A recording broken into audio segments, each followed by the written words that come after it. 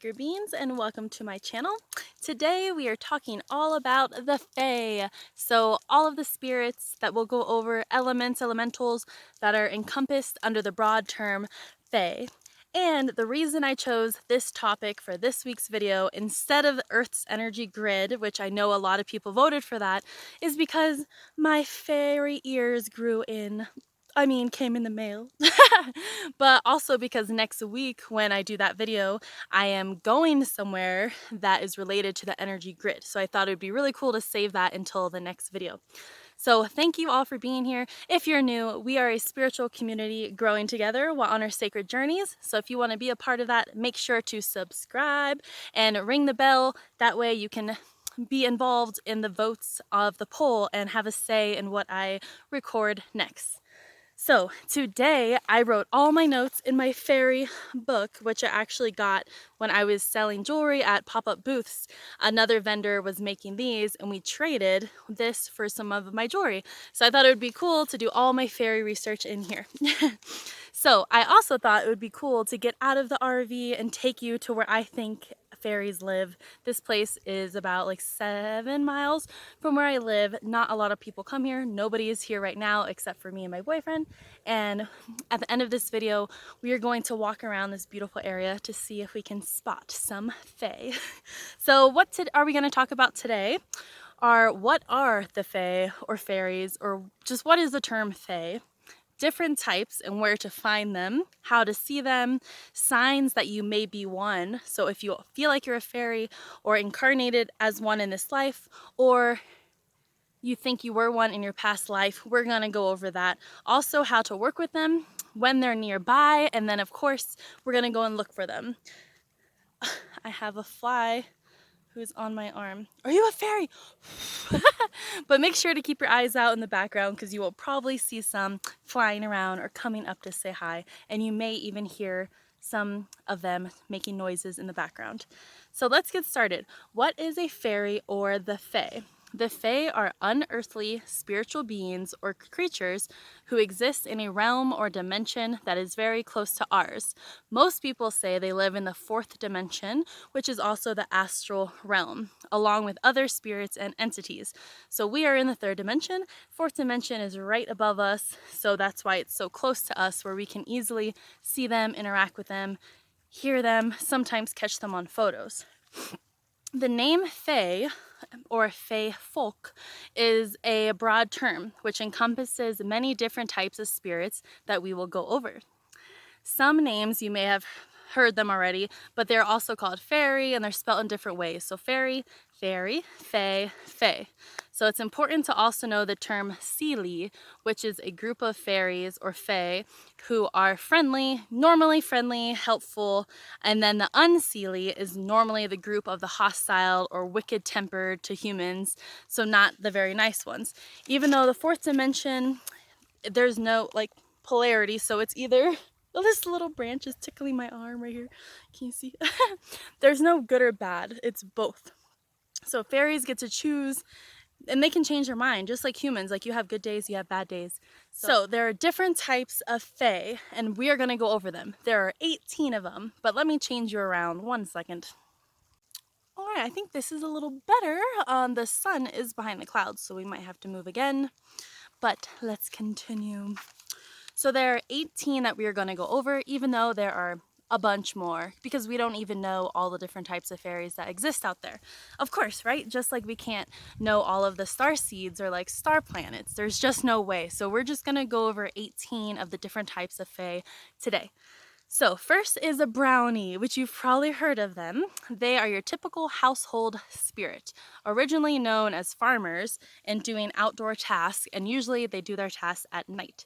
They are about 3 feet tall, wee little lads, pointed ears, brown clothes, and a brown complexion.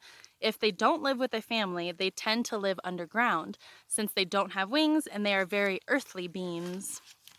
So Harry Potter movies reflect brownies in a very similar way, but they are never slaves like they are in the movies, and they can leave a family or property at any time. Brownies are drawn to the most deserving of families, so you have to be very hardworking who need their help most. When they stick with the family for a while, they are generally happy. They will bring good luck to the household.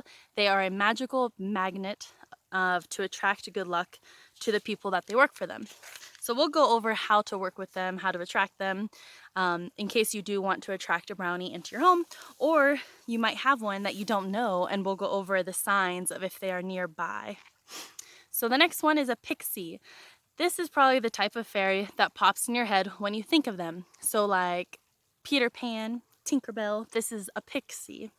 They're about 4 inches tall. They tend to live in gardens or woods, and they have the most contact with humans, which is why they always show up in fairy tales or Disney movies, Tinkerbell.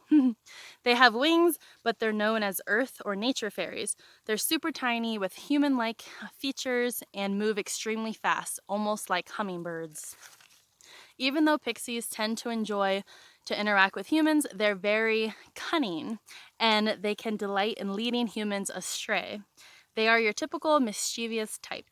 Every pixie is different since they all have individual personalities.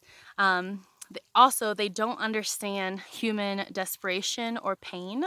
So they play lots of jokes for fun, but normally humans don't think they're fun, and sometimes they even cause harm to humans. They are known to steal stuff from your home or take items and hide them somewhere else so you can't find them. You can gift the pixies like out of respect, which we'll go over that later on. And in return, they will help your gardens flourish and grow. Feel this breeze, it's so nice out here. Let's move on to a banshee, a female spirit type of fairy that predicts death. So this is more of a scary one. Her cry is typically an omen. She can appear in a lot of different forms, either as a beautiful young woman, a mature woman, mother, or an old, ugly hag. She is normally only heard, not seen. The cry is extremely haunting and predicts a death of someone in the area.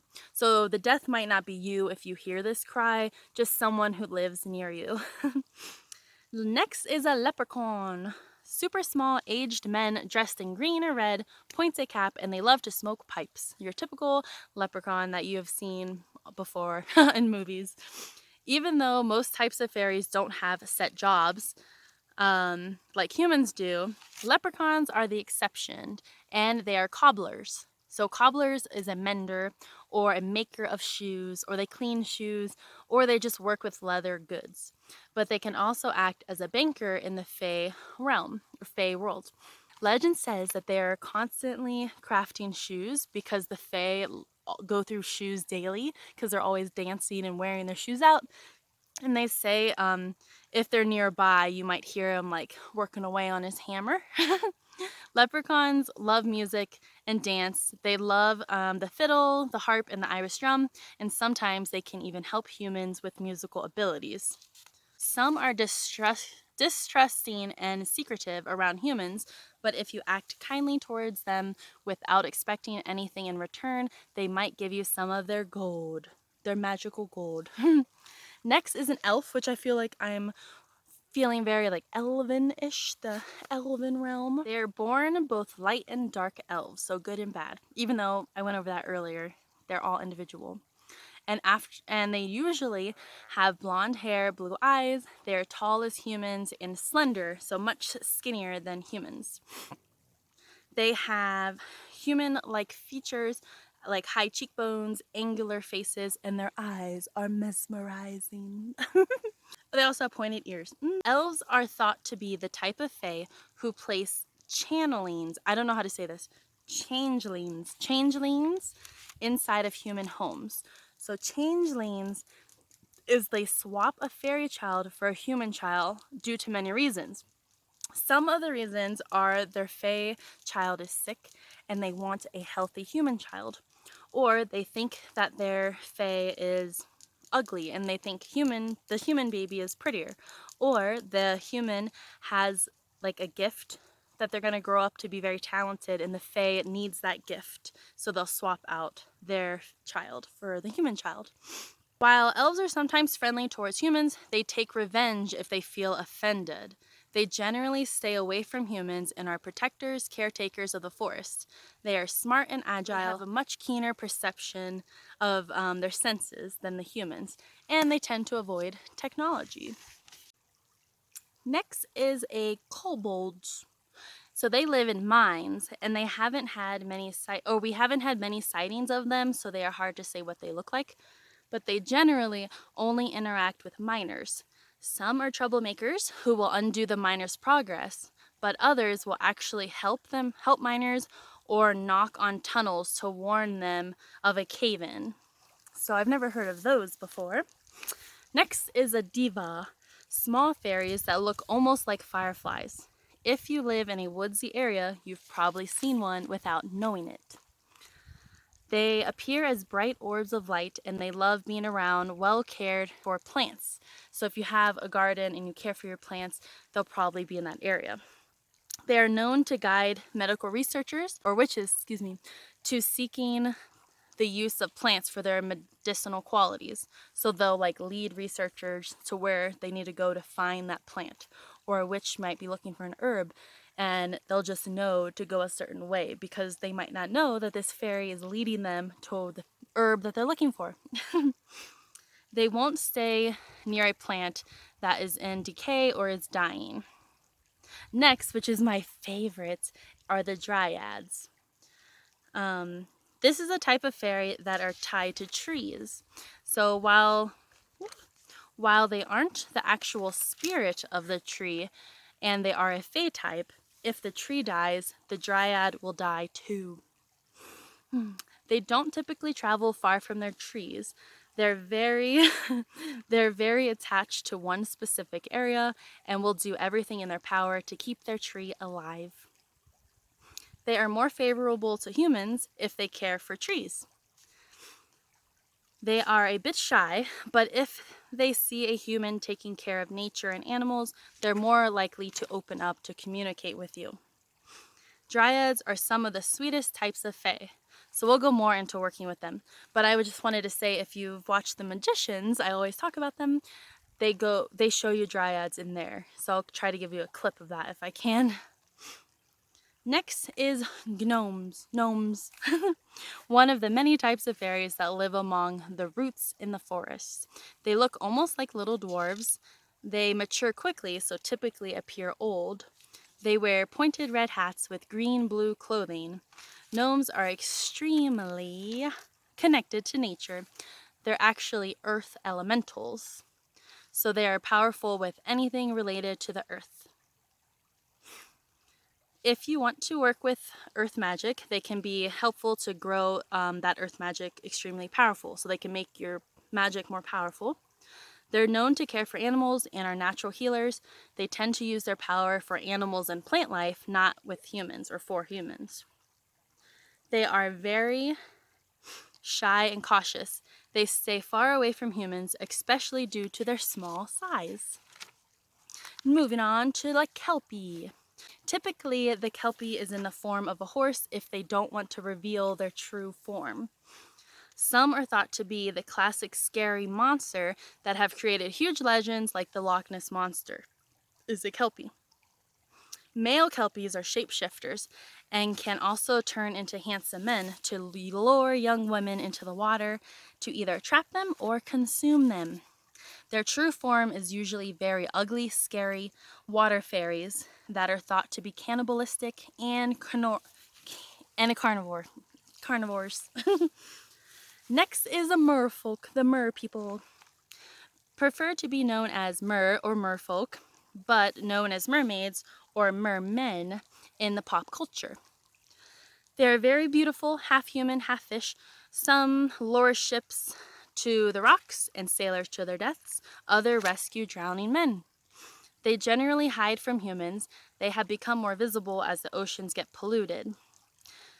Some will reach out to humans to try to stop further pollution. We're almost done here. Moving on to a nymph. There's butterflies all in front of me. I can't wait to show you around. One landed on me as soon as I got here. Nymphs. Many different types of nymphs, including tree, waters, probably nymphs around here, woodland nymphs, etc. They have the reputation of being hypersexual and are generally beautiful females and relatively harmless. They can be a bit mischievous, like all of the fae, but they don't hurt humans. Sometimes they even fall in love with humans, and they could be quite committed. Next, salamanders, which I think are super cool. They are powerful fire elements that can be very helpful if you're a witch working with fire. They appear as fiery lizards in red-orange tones. They also show up as classic fire fairies or even a ball of fire or light. They embody the spirit of fire. They come to the aid of humans or witches in the area of passion and revenge, or the physical manifestation of fire. So to help you start a fire or light a candle. They can be mischievous and can get quite upset if they feel that they have been slighted or insulted, and they will wreak havoc. So be careful, which we'll go over that. Next, we have a Selkie. Fae that have the ability to change from a seal into a human being at will. They take the form of gray seals or great seals while in the sea, but they can also appear as a human woman or a classic fairy. They occasionally mate with human men, and that a male can wed a Selkie if he finds her sealskin on the beach. So there's a story of this if you look up Selkie, like a man fell in love with a woman and found her sealskin hidden from her, so she couldn't return to the sea and had to stay as a woman, but eventually she finds it and returns to the sea. So I thought that was pretty cool. A will-o-wisp. They will look like a small firefly or flickering orb of light, usually seen on any body of water at night. They usually appear in groups and tend to like calm waters, so lakes or ponds. Sometimes they are found in earthy areas like grassy hills or forests. Some legends say these types only appear as lights. Others say we can see the light from the lanterns that they carry. So we can't see them, just the light from their lantern when they're walking at night. Thought that was pretty cool. Generally, when you see them, you can assume that they're having a party, which they do almost nightly. So that's why the leprechauns are always making shoes for them. Next are a Bogart, also from Harry Potter, the Bogart. They are basically a brownie that we went over that has gone bad. So they will haunt a home or an area, such as a trunk or a closet, and they will cause general issues. Typically, they were treated badly as a brownie, which caused them to act out, and then they eventually turn into a Bogart over time, attached to that property to cause issues. So normally what happens is if a brownie is with a family they were attached to, and the family didn't treat them bad or anything, but they left and then they stayed with the house. They were attached to the house, but then the house goes into despair or is not taken care of. That will cause them to become a Bogart. Or if they're with a family who treated them badly or, was always messy, but they liked the house, then again, they would create havoc. Or they can attach to the human and follow them to the next place. To cause havoc or steal their stuff and they say the only way to get rid of a Bogart is with an exorcism. Okay, we have 2 more left before we move on to more exciting, well, this is exciting, but even more exciting things. We have sprites. Also an elemental, they are dazzling in color, about the size of large insects with glistening wings. They can be earth, fire, water, etc. sprites. If they are spotted, it is a sign the area has a high concentration of fairy activity, since they love being in a forest or area inhabited with the fae folk. They love being around them. They travel in swarms and can bite if they are provoked. They are playful and obnoxious at times. Since they are gardeners, they eat pests that cause damage to plants, and they help to regrow and nourish the plant that has been damaged. So they do eat bugs and like meat and stuff. So that's why they might bite humans sometimes. They have different specialities based on the type of elemental they are. So tree sprites help trees shake off the winter snow, help new buds form and bear fruit, turn leaves to autumn, and they pick off or pluck leaves that are no longer growing, that are going to fall off anyways. They'll help pluck them off. They enjoy riding other insects, so they might be riding birds, dragonflies, playing with butterflies. They use perfectly healthy flower petals for clothing. So if you are seeing a perfect flower that is missing a petal, it could be a sprite that took that for a dress or a top. They also make hats out of leaves, and they use acorns, so empty acorn caps, as cups or hats. You may find so you might find some of this stuff in the forest. Like someone showed a picture that they found like a fairy outfit that they think the fae made and just left in the forest. The last type we're going over is a greenie, also called moss people and flying leaves, seen in every forest of the world. They are tiny and move swiftly from tree to tree. They are experts at camouflaging themselves. They are close with butterflies and can communicate with humans, but they change mood and they won't hesitate to play pranks or steal your things. So there's this movie, I have to pull it up for you, but this is what I think greenies would look like, is from that movie. Oh, I forget the name of it. Okay, so where to find them and how to work with them. So brownies, you're gonna find them in your house, a barn, a farm, underground if they don't have a family or house, rural area, in or near nature. They are attracted to families with lots of hiding spots in their house or families that have pets. You must have a clean house and a cozy house and be a hard worker. To attract them, you need to put out a signal, request them verbally or write it on paper and then burn it that you are looking for a house elf, or call them a brownie, they probably like better. Offer them and feed them milk and cookies or honey at night when they are most active, because they don't like being watched when they work. Don't thank them or try to pay them. They only enjoy the simple things, like a cozy spot you can make in their house for them, like their little room, or offer them what I already said. Simple things. Next is a pixie. So they live in gardens, woods, pretty patches of flowers. Probably pixies all around here. They enjoy both shelter and nature and will always come to check out a fairy house.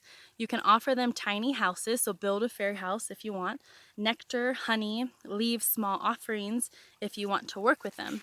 Plant flowers to attract them. They enjoy gifts that grow naturally in your area, so you don't have to go out of your way, just look in your yard for gifts for them. They usually cloak their communities, so you can't see really where they live. They cover it magically so humans cannot locate them, and they like to stay hidden. If you work with them, in return, they will help your gardens flourish and grow.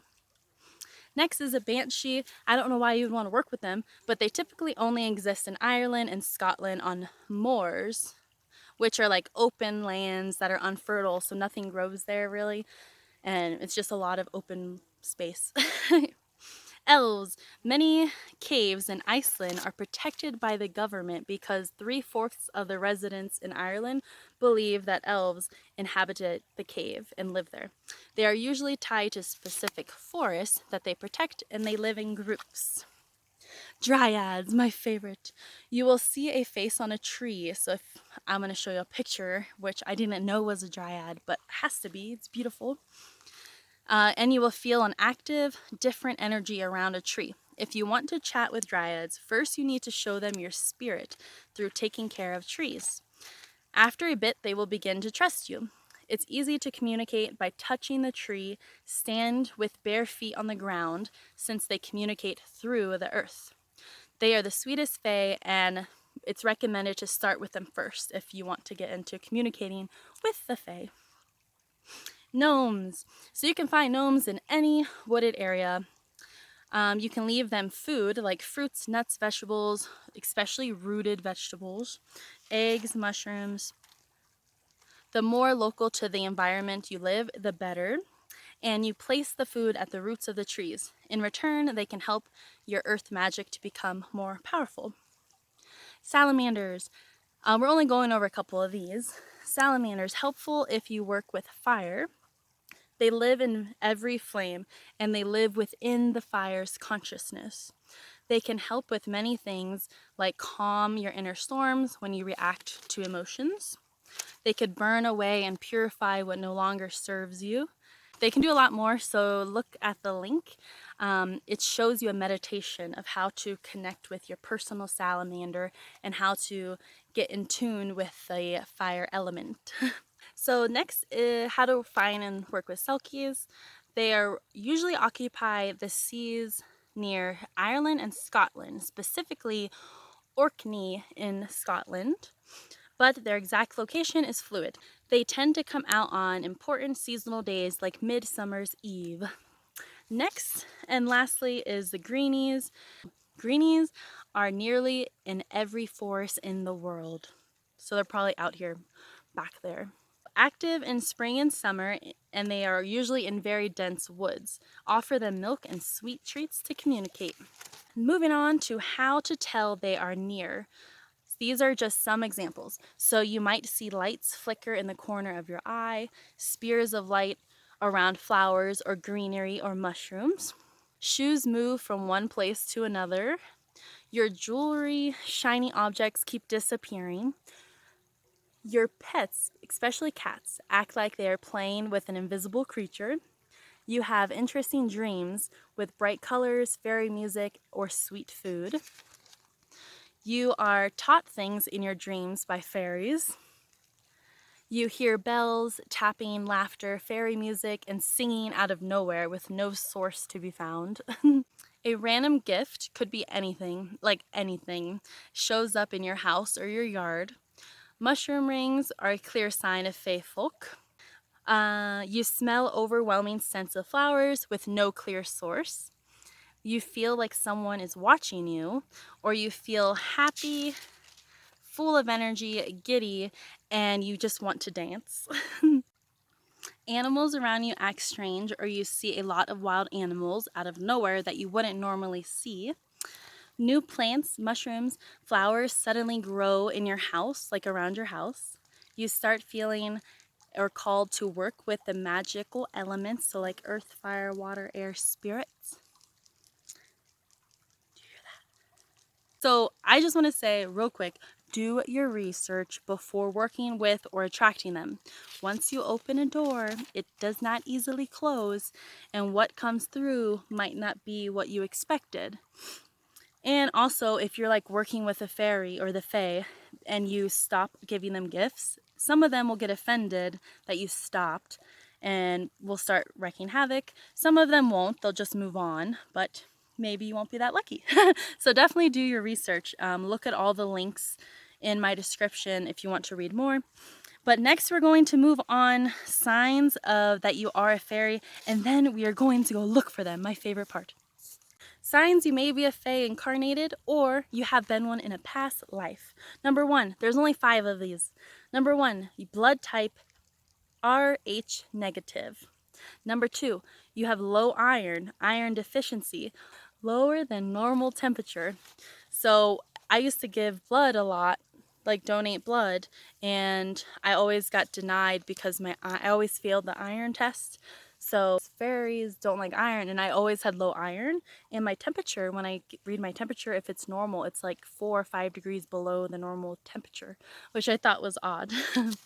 Next is your appearance. Of course, you might have naturally pointed ears, be oddly short or tall, and you might look young, or people are like, what, you're 30, you look like 25, or something like that.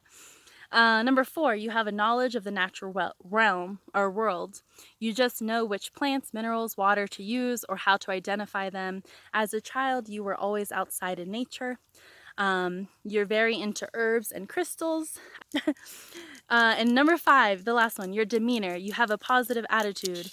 You attract children and animals without effort. You are a magnet.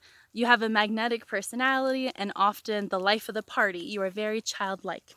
So now it is time to explore this beautiful area and see if we can spot some fairies. Let's go.